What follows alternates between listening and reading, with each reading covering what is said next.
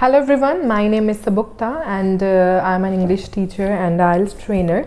So in my previous video, I told you that if anybody wants to avail the different classes for distinct courses like IELTS, PTE, Duolingo, Spoken English, TOEFL, so my institute is in Jalandhar, Rama Mandi. You can meet me there and get the classes from me only.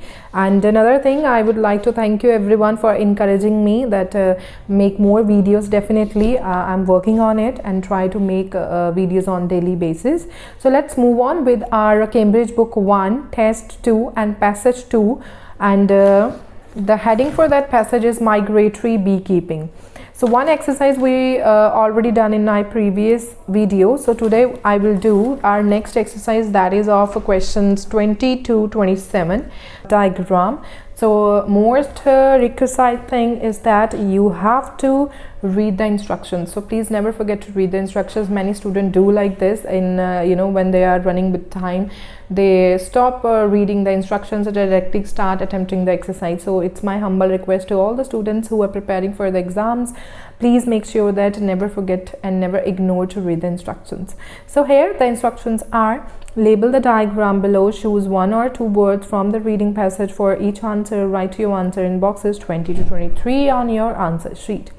So what I will do is that first of all I'll get an overview of this diagram. What is a kind of diagram? What I can think in my mind is that okay ये एक box है, इसके बीच में कुछ उन्होंने shelves रखी हुई हैं, उसके नीचे मुझे कुछ नेट की तरह रखता है, उसके नीचे फिर ऐसा लग रहा है जैसे कुछ उन्होंने शेल्फ्स के जैसे कुछ उन्होंने अंदर डाला हो. तो this is a kind of overview in my mind, जो मोस्टली सब स्टूडेंट्स के माइंड में भी आता है. अब हमने क्या करना है, अब इसका कीवर्ड कैसे ढूंढेंगे? कीवर्ड हमारा एक ही होगा, that is a bee hive. एक बी हाइव को उन्होंने एक्सप्लेन किया हुआ है.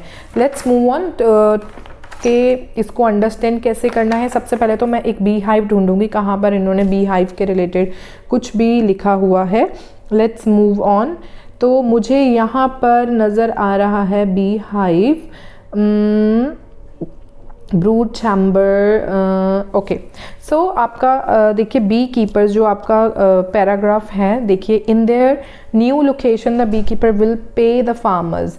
यहाँ पर अगर आपको नज़र आ रहा हो कि किस तरीके से उन्होंने ये लिखा हुआ है, let me check the paragraph कौन सा है. 1 2 सेकेंड थर्ड पैराग्राफ में चेक कीजिए. उन्होंने लिखा हुआ है the beekeepers open the hives and stack extra boxes called supers on top. So यहाँ पर उनकी बात शुरू हो गई है, हाइव्स की बात शुरू हो गई है. बी हाइव्स उन्होंने पीछे बोला था, तो उन्होंने बोला है जहाँ बॉक्सेस और पीछे बॉक्स भी है, तो मुझे पता चल गया यहाँ पर ही कहीं लोकेशन है जहाँ पर मुझे ढूंढना है.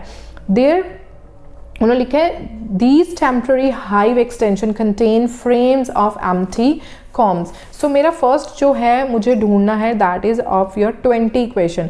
और 20 में उन्होंने ना कुछ शेप बनाई हुई है. अगर हम अपना थोड़ा सा एक्सपीरियंस लें या फिर हमने जो देखा है, आप सब ने देखा होगा जब भी हनी हाइव्स होती हैं या फिर जब हम उसको देखते हैं तो उसकी ऐसी शेप होती है जिसके अंदर हनी होता है. टीवी पे बहुत बार देखा है, इमेजेस भी बहुत बार हमने देखी हुई हैं. तो अगर मैंने आइडिया भी लगाना हो तो मुझे पता लग जाएगा कि ये छोटे छोटे को उन्होंने हाईलाइट किया कि इसको क्या बोलते हैं, छोटे छोटी चीज़ों को जिसके अंदर हनी होता है. तो इसकी एक तरह का हेक्सागोनल शेप है. तो अब मैं देखती हूँ इस चीज़ों को इन्होंने क्या बोला हुआ है कि ये क्या होते हैं. उन्होंने बोला these temporary hive extensions contain frames of empty combs.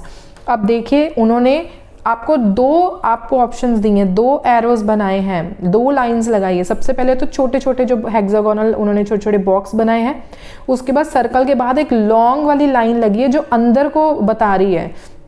अब वो अंदर को इसलिए बता रही है जो अंदर आपको ये फ्रेम्स नज़र आ रहे हैं, वो फ्रेम्स के अंदर ये ऐसी चीज़ है. तो वो क्या है? एम्प्टी फ्रेम्स, जिनको कि वो क्या बोलते हैं? कॉम्ब, और उसको सेल भी बोल सकते हैं.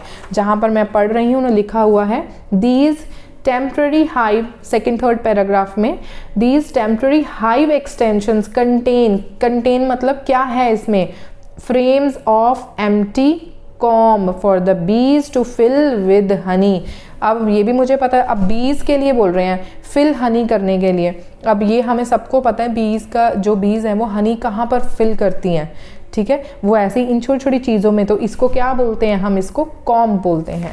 नेक्स्ट इज माई 21, अब इन चीज़ों को तो पहले क्लियर हो गया, उन्होंने पहले ही बता दिया। फ्रेम्स, एम्प्टी फ्रेम की बात कर रहे थे तो उन्होंने फ्रेम कर दिया, तो ये मेरा वैसे ही क्लियर हो गया कि यहाँ पर फ्रेम्स की बात कर रहे थे। आई होप ये आपको क्लियर हो गया है। एम्प्टी फ्रेम्स ऑफ कॉम, तो कॉम हमारा आ गया 20 आंसर और 21 फ्रेम्स आ गया। नेक्स्ट आ गया हमारा 22। अब इसके नीचे क्या होता है, अब आपने सिर्फ ये नहीं सोचना कि एम्प्टी फ्रेम्स के नीचे क्या हो सकता है, उन्होंने इन बिटवीन की बात करी हो, नीचे वाले की और ऊपर के इन बिटवीन के शायद कुछ बात करा हो, बिटवीन वर्ड ना लगाया हो कहीं।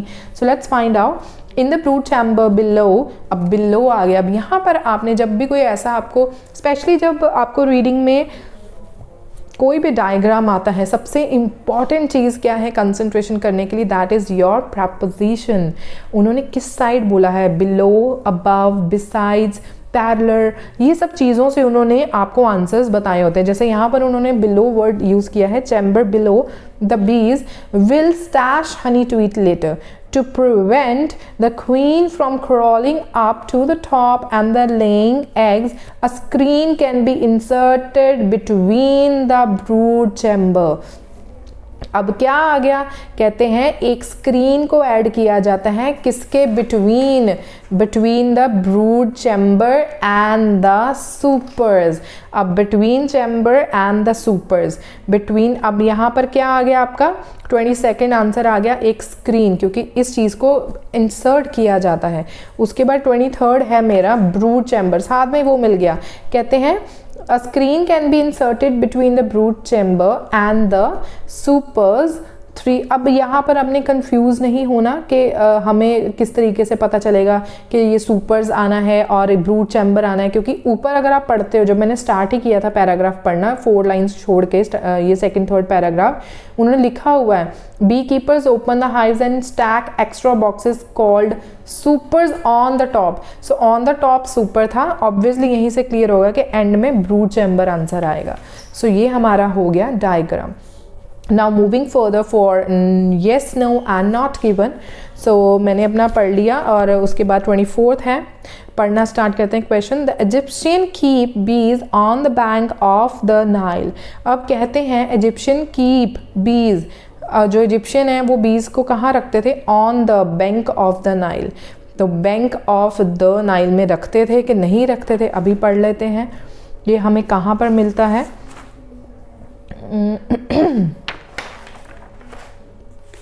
इसके बारे में अगर मैं पीछे ढूंढना जाऊँ 24, इसके बारे में कहीं भी कोई उन्होंने खास ऐसे बात नहीं की। Migratory bee keeper is nothing new, the Asian Egyptian मुझे वर्ड मिल गया है। Egyptians moved clay hives probably on rafts down the Nile to follow the bloom and nectar flow as it moved towards Cairo in 19 North America beekeeper experimented. So यहाँ पर move की बात की है उन्होंने कि मूव करते थे, माइग्रेशन का मतलब है मूव करना, लेकिन क्वेश्चन मेरा कह रहा है कि वो रखते थे बैंक के ऊपर ना, तो ये कॉन्ट्राडिक्टरी नहीं हुई, क्योंकि वो ये नहीं बोल रहा कि वहाँ जाते ही नहीं थे, कुछ इस तरह का कॉन्ट्राडिक्शन नहीं हुई। जब भी आपने नॉट गिवन एंड फॉल्स के बीच में आप कंफ्यूज होते हो, आपने सिर्फ एक चीज़ का ध्यान रखना है कि वो जो चीज़ है आपकी वो कॉन्ट्राडिक्ट कर रही है कि नहीं करी, मतलब आपस में वो अगेंस्ट हैं एक दूसरे के, मतलब जो एक बंदा बोल रहा है आई एम गोइंग लेफ्ट और दूसरा बंदा राइट तो नहीं बोल रहा, ऐसा तो नहीं कुछ है। तो यहाँ पर तो उन्होंने स्पेसिफिकली बैंक्स की बात की है, तो बैंक की बात तो पीछे की ही नहीं गई। सो मुझे क्लू मिल गया, कॉन्ट्राडिक्टरी नहीं है, ये नॉट गिवन होगा।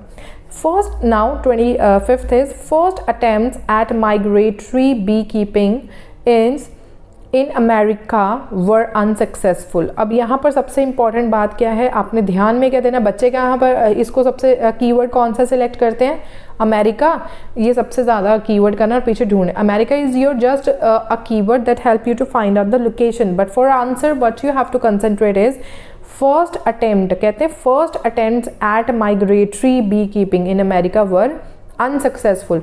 पहली बारी जब उन्होंने अटेम्प्ट किया था वो अनसक्सेसफुल रहा था, किन्होंने, इन अमेरिका में। अब यहाँ पर देख लेते हैं इसके बारे में उन्होंने बात कही है। इजिप्शियन मूव्ड, यही पैराग्राफ पे आ जाएंगे, to follow the bloom and nectar flows as it move towards, In the 1880s, North America beekeeper experimented with the same idea, moving bees on barges along the Mississippi and on waterways in Florida, but their lighter wooden hives kept falling onto the water. So क्या हो गया, वो fall करते गए, गिरते रहे, so that is unsuccessful. सो उनका जो एक्सपेरिमेंट के बारे में बात कर रहे हैं यहाँ पर, दैट इज दोनों मेरी जो सिचुएशन है मैच करेगी. Again it's yes. और हमेशा ये नहीं ढूंढना कि अनसक्सेसफुल का सिनोनिम ढूंढने लग जाएं. बहुत बार होता है क्वेश्चन में वोकैबुलरी लिख दी जाएगी और उस वोकैबुलरी को एक्सप्लेन किया होगा पीछे, और यहाँ पर भी वही सिचुएशन है. नाउ 26 इज बीज keep Honey for themselves in the bottom of the hives. ये हमने ना अभी क्वेश्चन पढ़ते हुए जो मैंने डायग्राम किया था उसमें मैंने कहीं पढ़ा था, उसमें हम देख लेते हैं. जहाँ पर हम क्वेश्चन आता है सेकंड थर्ड पैराग्राफ, यहाँ पर उन्होंने लिखा हुआ है हाइव. अब सबसे पहले इसमें हम कीवर्ड क्या लेंगे, be keep Honey for themselves in the bottom of the hive. जो है मेरा लोकेशन वाला है, जिससे मुझे लोकेशन मिल जाएगी कहाँ पर इसके बारे में बात की है. अब बीज जो है हनी रखती हैं अपने के लिए बॉटम में, ऐसा कुछ कहा है पीछे, पढ़ लेते हैं. उन्होंने लिखा हुआ है produce as much honey as possible during this period. The beekeepers open the hives and stack extra boxes called supers on top. These temporary hive extension contain frames of empty comb for the bees to fill with honey. In the brood chamber below, the bees will slash honey to eat later. ठीक है. और वो क्या कह रहे हैं, कहते हैं जो बीज है वो क्या करती, ब्रूड बिलो का मतलब क्या आ गया, उन्होंने नीचे बॉटम बोला है और below and bottom is the same thing. Slash मतलब रखना, उसको नीचे रखती हैं और पीछे एक्स्ट्रा चीज बता दी है ताकि वो बाद में उसको खुद खा सकें. So again this is yes. Last one is the honey is spun to make it liquid. ये बहुत कंफ्यूजिंग रहता है बच्चों को, स्पन का पता नहीं चलता, which is a past participle off spin. ये स्पिन का एक पास्ट पार्टिसिपल है जिसका जो कन्वर्ट हो जाता है स्पन में. इन केस नहीं भी पता चलता, ढूंढेंगे कैसे, कहते हैं honey is spun to make it liquid. अब हनी को कुछ पता नहीं, स्पन करते हैं उसको लिक्विड में कन्वर्ट करने के लिए. अब यहाँ पर भी देख लेते हैं कहाँ पर लिखा है, सेकेंड लास्ट पैराग्राफ जहाँ पर लिखा इन द एक्सट्रैक्शन, एक्सट्रैक्ट करते हैं. In the extraction room, the frames are lifted out and lowered into the uncaper with rotating blades shave away the wax cover. The uncapped frames are put in a krauzel that sits on the bottom of a large stainless steel drum. The krauzel is filled to capacity with 72 frames.